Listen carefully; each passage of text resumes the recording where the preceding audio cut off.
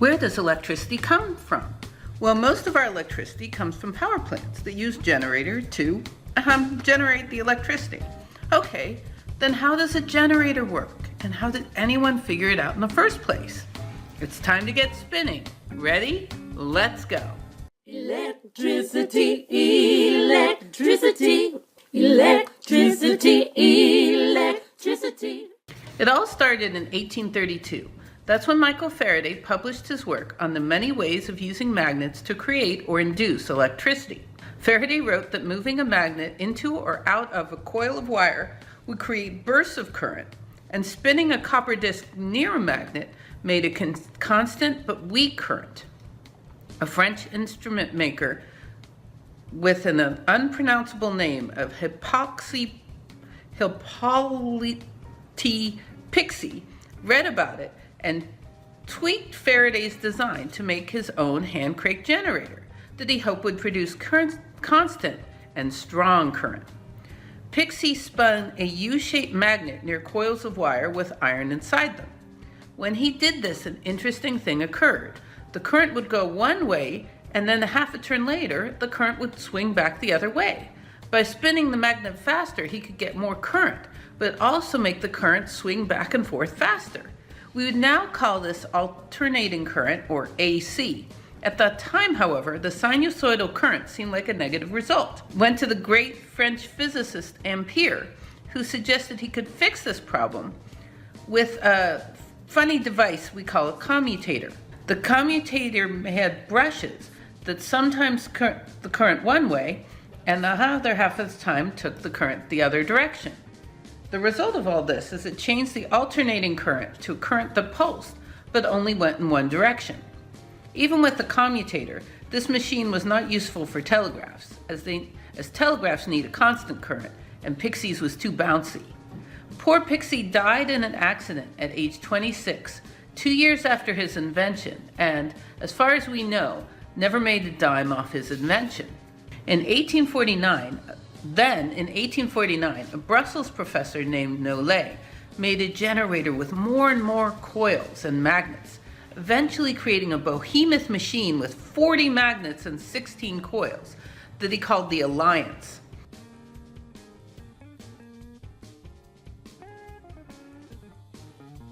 He and others tried their best to use this machine to light up something called an arc lamp. However, it created too many sparks, which tended to destroy the delicate commutator after a short time. In 1856, basically as a random attempt, and after 7 years of frustration, they used this generator without a commutator at all. They found to their shock that the alternating current would light up an arc lamp. This is the first instance of using the current that went back and forth, alternating or AC, instead of forcing the current to be in one direction, direct current or DC. This became the first practical use of AC current to create light. Still, most generators that were used for the next 30 years use commutators to force them to be pulsed DC. The next significant innovation in generators, along with thousands of minor ones, is related to the electromagnet. See, way back in 1831, an American scientist named Joseph Henry experimentally demonstrated that you can make the strongest magnet per weight with a simple battery by wrapping insulated wire tightly around a metal core and putting current in the wire. In 1866, 3 different men claimed that they independently thought of using electromagnets in their generators.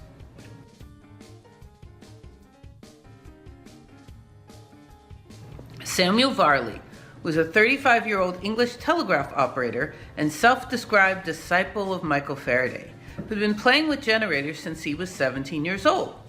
We don't know when he came up with the idea of putting an electromagnet in his generator, but on December 24th, 1866, he got a patent for his idea.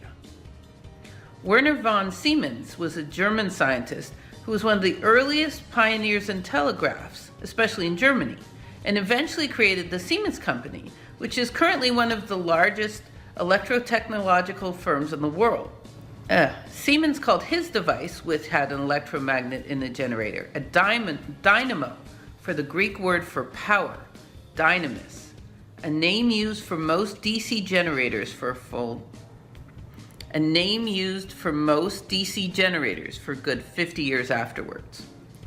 Charles Wheatstone was an English scientist who, among many other things, developed with an army officer named Cook a type of telegraph that involved turning multiple needles.